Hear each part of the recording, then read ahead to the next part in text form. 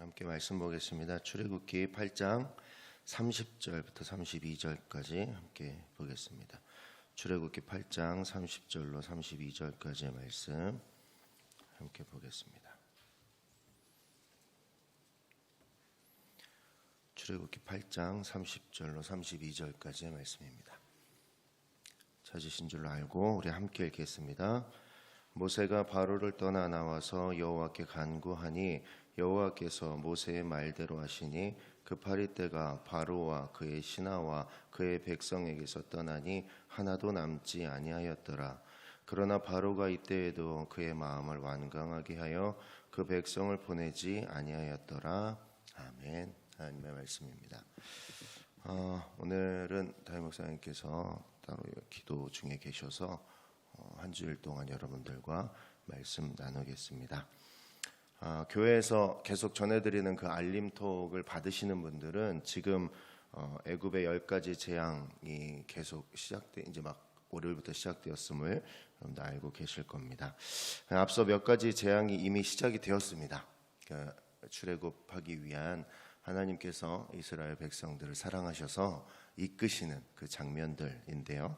앞에 보면 피의 재앙과 개구리 재앙이 앞서 두 가지 재앙이 있었습니다. 그리고 오늘 우리가 나눌 이와 파리의 재앙인데요. 출애굽기는 여러분들이 이미 공부하셔서 다들 아시겠지만 중요한 메시지는 한 가지였습니다.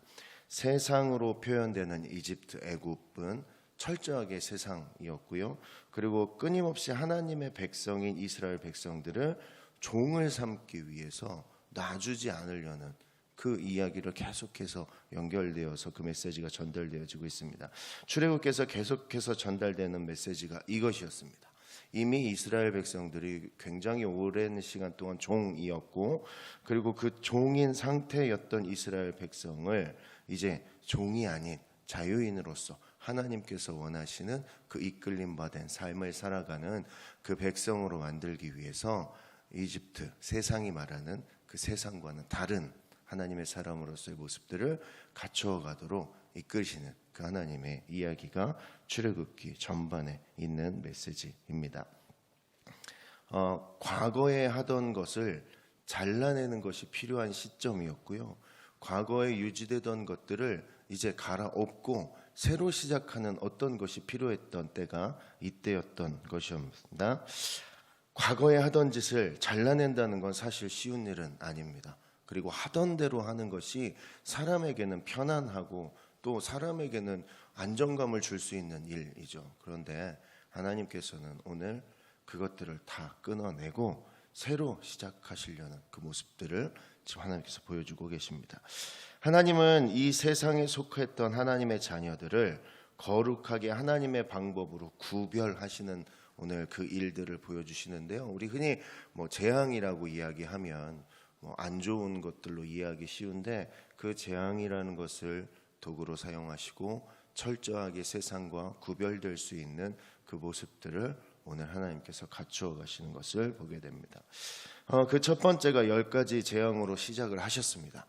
이제 출애굽을 해 나가는 과정에서 이스라엘 백성들이 하나님에 대한 절대적인 의지, 절대적으로 하나님 안에 붙들려는 그 마음을 세우기 위해서 오늘 그 마음을 보여주기 위해서 오늘 애굽에 치는 여러 가지 10가지 재앙을 보게 되는데요.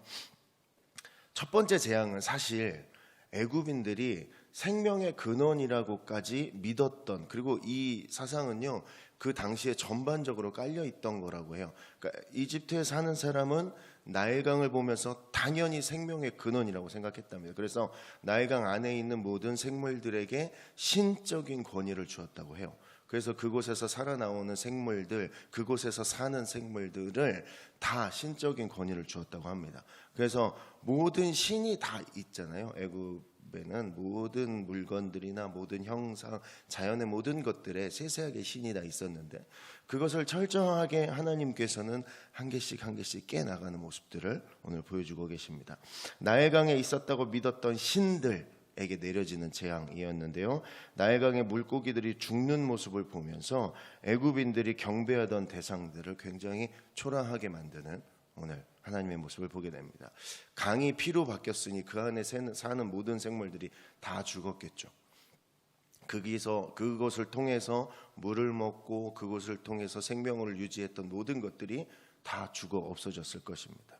그것들을 눈으로 본 애굽인들은 처음엔 두려움도 있었겠지만 아마도 자신들이 배우지 않고 생각하고 특별히 의식하려고 하지 않아도 이미 그것이 생명의 근원이라고 배웠는데 그것들이 생명의 근원이 아니었던 것들을 볼 때 그들은 아마 이것이 절대적인 진리가 아니었다라는 것을 깨달았을 겁니다. 생명의 주인이 누구인가에 대한 생각을 아마 이 당시 애굽인들은 하기 시작했을 겁니다. 나일강을 통해서 생기게 된 풍요로운 곡식, 그리고 당시에 다산의 상징이었던 애굽의 여신이 있었는데 헤켓이라는 여신이었다고 하는데요. 이 여신 머리가 개구리 모양이었다고 합니다. 그러니까 애굽에서 개구리가 좀 신적인 요소였다고 해요. 그런데 그 개구리를 신성시 여겼던 그 동물이 여기저기서 죽어 있고 죽다 보니 악취를 풍기고 썩어져가는 모습들을 바라보면서 하나님 앞에서 이 상황을 해결할 수 없음을 고백하게 되는 애굽인들의 모습을 보게 되었다라는 거죠. 이 상황을 해결할 수도 없을 뿐더러 이 상황을 어떻게 반전시킬 수 있는 능력도 스스로에게 없다라는 것을 그 자리에서 깨달았을 것입니다. 애굽의 술객들도 하나님의 이적들, 재앙들을 따라는 했습니다. 그런데 문제는 그것을 원상복귀하지 못했다라는 거죠. 결국 하나님은 애굽에 만연했던 잘못된 신에 대한 이해를 새로 쓰고 계셨다라는 것이죠. 그래서 오늘 드디어 우리가 읽었던 오늘의 말씀 2와 8이 재앙인데요. 오늘 이렇게 티끌들이 2로 변했다라고 이야기하는데 이게 미리 공지하지 않은 채로 예고하지 않은 채로 이 재앙이 시작이 됩니다. 이것은 앞서 있었던 재앙들에 대해서 반응하지 않았던, 그리고 하나님께 돌아오지 않았던 것들에 대한 어떤 징계라고 표현을 하게 되는데요. 땅의 티끌들이 이로 변했다라는 것은 애굽에서 또 다른 생명의 근원이라고 믿었던 것, 당연히 나일강이었으니까 이제 또 하나는 땅이었겠죠.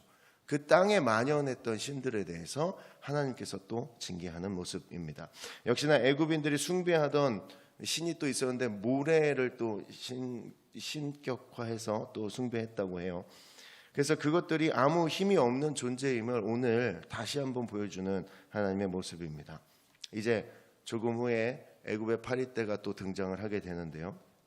이 부분부터는 애굽의 술객들이 하나님을 인정하기 시작합니다. 할 수 없다라는 거죠. 본인들이 따라할 수 없음을 그들이 먼저 고백하기 시작합니다. 하나님의 힘이었고 하나님의 능력이었다라는 것을 그들이 먼저 고백하기 시작했다라는 것이죠. 당시에 애굽인들이 이런 문화가 있었다 그래요. 저도 이제 자료를 찾다 아는 건데 쇳덩구리에게 그 신으로 여겼대요. 그 쇳덩구리를. 그래서 그 쇳덩구리가 땅에 쇳덩을 박는 모습을 통해서 파리가 생기지 않는다라고 믿었다고 해요. 그래서 쇳덩구리의 신이 실패했다라는 것을 알리기도 하지만 애굽인들에게 우리가 보기엔 쇳덩구리가 벌레잖아요. 근데 그들에겐 그게 얼마나 큰 의미였냐면 쇳덩구리가 그것을 몰고 가는 그 모습이 굴러가잖아요. 그래서 태양을 굴리는 것처럼 이해했다고 해요. 그래서 그 신에 대한 굉장한 어떤 숭배를 했었다고 하는데 그것들이 쓸데없음을 오늘 보여주고 있는 모습이었다고 합니다. 그러니까 재앙을 통해서 하나님은 재앙을 오늘 보면 오늘 그 파리 재앙부터는 재앙을 겪는 자와 재앙을 겪지 않는 자로 나누기 시작하십니다. 하나님께서 내리신 그 벌을 받는 자와 받지 않는 자로 나누기 시작하셨다라는 거죠. 분명하게 누가 봐도 티가 나게 구별하기 시작하셨다라는 겁니다. 하나님의 자녀와 세상을 정확하게 나누기 시작하셨고요. 무엇보다 중요한 것은 세상은 그럼에도 끊임없이 이스라엘 백성들을 종으로 삼기 위해서 계속해서 그 바로의 마음이 완악해졌다라는 것이죠. 당시 그 문제만 좀 해결을 시키고 다시 잠잠해지면 다시 이스라엘 백성들을 종을 삼기 위해서 절대 놓지 않으려고 했다라는 것입니다. 그 많은 어려움들을 겪으면서도 절대로 이스라엘 백성들을 놓지 않으려고 우리가 다 읽어봐서 아시겠지만 마지막까지 쫓아갑니다. 마지막 순간에까지 잡으려고 쫓아갑니다. 여러분, 이것이 세상이고요. 세상은 끊임없이 우리들을 잡아서 종으로 삼으려고 노력할 겁니다. 그러나 하나님께서는 분명하게 구별하실 거고 그 구별 속으로 들어간다면 우리는 하나님의 자녀로 살아감에 있어 어려움이 없을 것입니다. 우리 삶에 하나님보다 앞선 것들이 우리가 인식하지 않았지만 있을 수 있습니다. 우리 삶의 문화를 통해서 우리가 자라온 환경들을 통해서 우리는 인식하지 않았지만 마치 애굽인들이 본인들이 특별히 인식하지 않았지만 생명의 근원이라고 배웠고 어떤 세상을 돌리는 여러 가지 은혜를 주는 신들이었다고 믿었던 그것들처럼 아마 우리들의 삶에 우리는 인식하지 않았지만 하나님보다 앞선 것들이 아마 있을지 모릅니다. 여러분, 그런 것들이 있다면 나도 모르게 하나님보다 앞서 생각하는 그 무엇들을 서둘러 내려놓는 그 모습들이 우리에게 필요할 것입니다. 하나님께서는 분명히 그런 것들과 구별하기 위해서 움직이실 거고 그것들을 구별시키게 하시기 위해서 우리 삶의 여러 가지 사건들을 계속 보여주실 것입니다. 그러면 그 사건들에 내가 하나님을 기억해내며 그 구별된 자리로 가는 것, 그것이 우리가 해야 될 가장 중요한 일이 아닐까라고 생각을 하게 됩니다. 여러분, 오늘 하루를 살면서 우리에게 중요한 건 사실 세상이 나를 종으로 삼기 위해 매달리고 종으로 삼으려면 가장 중요한 어떤 일이 있을 텐데 가장 먼저 위협해야 합니다. 그리고 공포심을 조장해야 하고요. 계속해서 매달려야 합니다. 놓지 않으려고 노력해야, 그리고 계속해서 무섭게 윽박지르고 무섭게 공포심을 조장해야 그들이 다시 종의 자리로 들어올 것이기 때문에 세상은 끊임없이 우리를 위협하고 매달리며 계속해서 잡아낼 것입니다. 그러나 하나님께서는 그 많은 공포와 그 위협 속에서도 분명하게 구별시키는 자리를 준비해 두셨을 것입니다. 내 삶의 그 구별된 자리를 깨달으시고 그 자리로 나아가는 것, 또 그 자리로 나간다는 게 지금 이렇게 이야기하고 교회에서 말씀을 들을 땐 쉬운데 내가 그 자리로 막상 그 사건들을 만났을 때 하나님의 구별된 자리를 선택한다는 것 사실 쉽지 않을 수도 있습니다. 그러나 하나님께서는 분명하게 그 자리를 보이시고 계신다라는 것이죠. 여러분, 우리 신앙생활하면서 생각보다 너무 어렵게만 생각할 때가 있는데요. 또 쉽다고 생각하면 쉬운 일일 수 있습니다. 세상에 많은 사람들이 현재 한국의 기독교를 바라보면서 또 교회들을 바라보면서 특히나 코로나 시대를 지내면서 굉장히 많은 말들을 하고 있습니다. 교회를 바라보며 굉장히 많은 이야기들을 하고 있고요. 또 마음이 불편한 이야기도 하고 있습니다. 그러나 하나님께서는 그 이야기가 중요하다. 물론 그들의 이야기도 들어야겠죠. 하지만 우리가 지켜야 될 그 자리를 놓아서는 안 됩니다. 그리고 하나님께서는 구별된 자리로 가는 그 어려움 속에서 분명하게 위로해내실 거고 우리 마음에 평안을 주실 겁니다. 그래서 우리가 구별된 자리로 가는 그것이 힘들거나 괴롭거나 두렵거나 그러지 않을 겁니다. 하나님의 위로를 얻으며 평안하고 또 행복한 또 즐거운 그 마음 가지고 그 구별된 자리로 나아갈 수 있을 것입니다. 여러분, 오늘 하루를 살아가실 텐데 이제 주일이 지났잖아요. 그리고 이제 또 한 번의 하루를 살아나가실 텐데요. 여러분, 하나님께서 여러분 위로하실 겁니다. 하나님께서 저도 위로하실 겁니다. 우리의 삶 속에 나타난 어려움들 분명히 있죠. 여러분, 세상 살아나가는 거 즐거운 날도 있지만 매일이 즐겁진 않잖아요. 아마 이스라엘 백성들에게도 그랬을 겁니다. 자신들에게 나타난 그 재앙들을 바라보면서 애굽의 신들이 무너져가는 모습을 바라보았지만 아직도 그들은 세상에 종된 것에서 완벽하게 끊어진 상태가 아니었기 때문에 아마 그 재앙들을 바라보면서 통쾌하다거나 막 기쁘다거나 이제 하나님을 따라갈 좋은 기회다라고 생각하지 않을 수도 있었을 겁니다. 아, 이제 세상이 어떻게 되려고 이러나 할 수도 있었을 것입니다. 그러나 하나님의 구별된 자리로 간다는 것은, 세상의 것들을 끊어낸다는 것은 괴롭고 힘든 일처럼 보이지만 궁극적으로는 하나님께서 원하시는 일이고 우리가 즐거울 수 있는 자리다라는 것이죠. 여러분, 하나님의 그 위로가 우리에게 분명히 있기를 소원합니다. 하나님께서 원하시는 그 자리로 나아가는 그 기쁨이 오늘을 사는 우리들에게 분명하게 있기를 소원합니다. 여러분, 매번 말씀드리지만, 그리고 여러분들이 살아가시면서 터득하셨겠지만, 여러분, 오늘은 다시 오지 않습니다.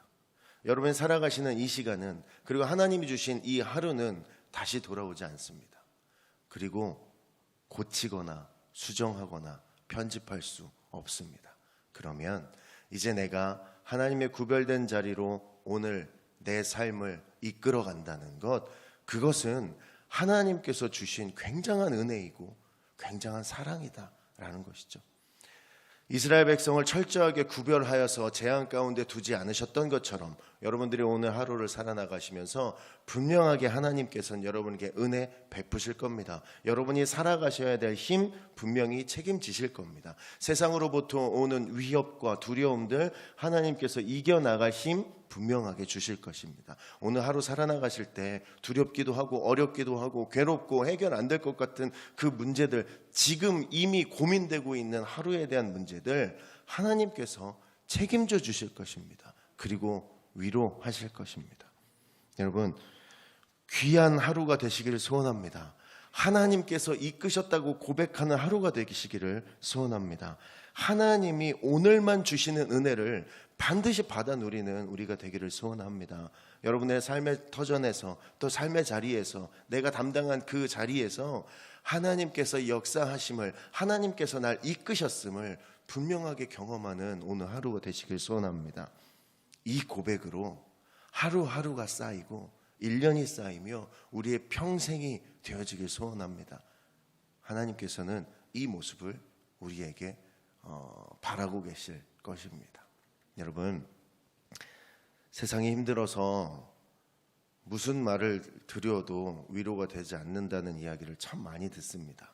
그러나 여러분, 하나님께서만이 아니면, 또 예수 그리스도가 아니면, 또 성령님의 인도가 아니면 그 어떤 것도 위로와 평안은 가져올 수 없을 것입니다.